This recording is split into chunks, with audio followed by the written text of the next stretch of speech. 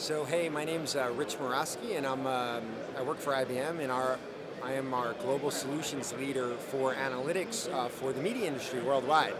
And wanted to talk today about analytics, and in particular how analytics can apply to advertising. So one of the areas that's been very exciting for the media industry in the past few years has been social media and social data, since our audiences, whether it's for television or for movies or whatever, people are commenting constantly on products and movies and television shows.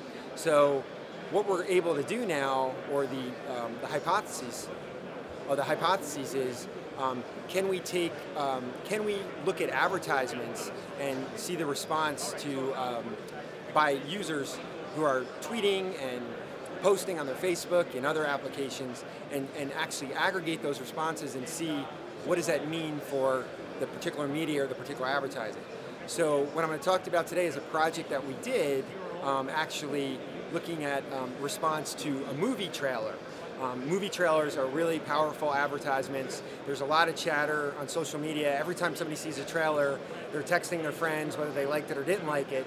So if you take that in mass and scale that up to tens of thousands or hundreds of thousands of people, if you're a movie studio advertising a movie, what does that mean? Can you take that information and start to learn some things about your movie? And just as a side comment, this could apply to television shows, this could apply to a product or a brand. So for the advertising industry, what it means is you can now understand in real time what people are saying about the products that you're advertising, and then start to make adjustments. So we're just going to talk about a movie today. So point you at the screen here, just real quickly, this is a real-time video of reactions to several films that were advertised during the American Super Bowl, the US football Super Bowl, what we call football in America Super Bowl. And the issue is a lot of money is spent on these ads, several $1 million for a 30-second spot. And so every year there's usually about 8 or 10 movie studios that advertise upcoming movies on the Super Bowl. Have no idea in that moment who's reacting to the film after spending several $1 million, and have no idea how to adjust their marketing tactics and their advertising in the next couple of months, because the film is being released very quickly. So we did a little project and we're able to analyze these things. This is an example of a real-time set of information that was coming in from Twitter and from a bunch of other sources, and we're able to pull out the comments and then bucket those into metrics that are interesting to the client. Do people intend to see the film? Do people like or dislike the film? How many people are reacting to this film compared to other people? So I'll real quickly switch over and show you some of the results from that project.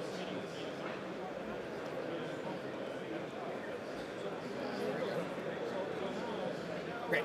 So again, we worked with a particular movie studio, and they were interested in a couple films that they were releasing, and so we were able to focus on those films as well as 100 other films. So the questions that the studio wanted to ask about their trailers and their advertisements were: how many people are talking about this ad, this trailer that was released? Who are these people, so they can understand the audience that reacted to the advertisement? What was their reaction, positive, negative? And then how does this compare to the other movies that were being advertised at the same time in the film? And so we did this over a period from January to March, through February, all the way up to the Super Bowl. And again, we looked at over 100 different movies. The great thing is, once you understand the information you're trying to capture, you can just feed it into the technology and be able to pull out these different comments about those films. And you could zero in on a particular ad at a particular spot during a particular day or time. The data sources that we pulled from were everything. We pulled from Twitter, we pulled from thousands of blogs and forums and boards and posts, and that's the power as well, is that you might be able to access Twitter and you get that information, or Facebook, but with big data analytics technology, you can literally suck in social media tweets from tens and hundreds of thousands of social sites, even the smaller ones, to get people's reaction. And there's a lot of really rich data there. So just as an example, if you look at this chart, this shows the amount of conversations or chatter there was about the films. This is, let's say, take for this film here, you could see that there was a bunch of chatter. When the advertisement hit, there was huge chatter that day, and you'll see in my next slide, in that moment in time, there was buzz. In fact, there was 20 times the amount of buzz than normal, which tells me as an advertising, a person who spent money on my advertising, that I got a reaction from that advertisement, which is great. So now I know I did get a reaction. On the other film, you could see it was slightly advertised during the Golden Globe event, our NFC Championship, and the Super Bowl, but again, the Super Bowl had a huge impact. So you're actually seeing that you did get an impact from your advertisement, the trailer that hit. This is more interesting because now we're zeroing in on the actual moment that the trailer hit or the ad hit, and we're comparing two films.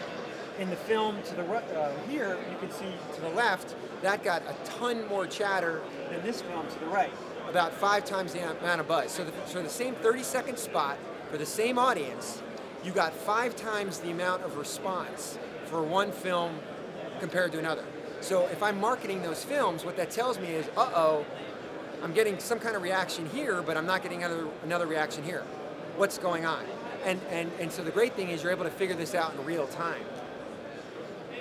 This is probably the most interesting, and depending on your point of view, could be the scariest metric of them all, which is the intent, in this case, to go see the film. So the whole point of advertising a trailer is to get somebody, as we say in the movie industry, get butts in seats. That's what we do. And so this was the percentage of people that want to see the film before and after the advertising. And as you can see for the film down here, it was running at about 20%. The trailer hit, it bumped up to about 40%, and then bumped back down to about 20%, and actually continued to climb after that. Generally, when a trailer hits, you get an excitement level, so it'll bump, but then what you're hoping for is for the tail to keep going. For the other film, unfortunately for this other film, the intent to watch the film was running about 30% of the total audience. When the ad hit, the intent to watch the film dropped below 10% and stayed below 10%. So what's the takeaway? The takeaway there is, not only did I just spend X millions of dollars on my ad, I actually lowered the number of people that actually want to go see the film. Not an effective ad, not good. Need to change something. That's probably a good takeaway. If I'm spending millions of dollars, I'm now able to figure that out in real time and make those adjustments. I'll take you through a few more slides. This is comparing all the films that were advertised during that period. So you can compare advertisements across 30-second spots in a particular time for a particular time slot, and now start to see the response, the social response. So it's kind of like ad ratings, if you will.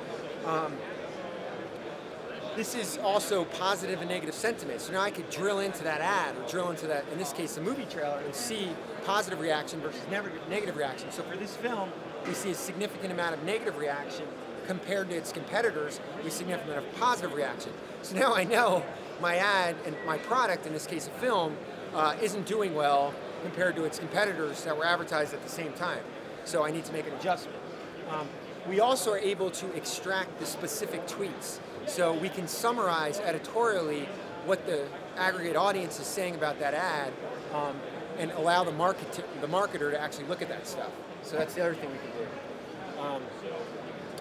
So we can also break down those conversations. So in this particular case, did I like the ad or not? Okay, that's useful, but what did I specifically like about the ad or not? So we're able to look at, in this case for a movie, the trailer itself versus the cast versus the plot versus the special effects.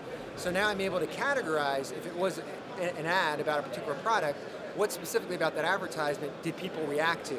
Was it the branding? Was it the product? Was it the music? Was it the actors? So you can start to assess the effectiveness of that particular ad. In this case, again, a trailer.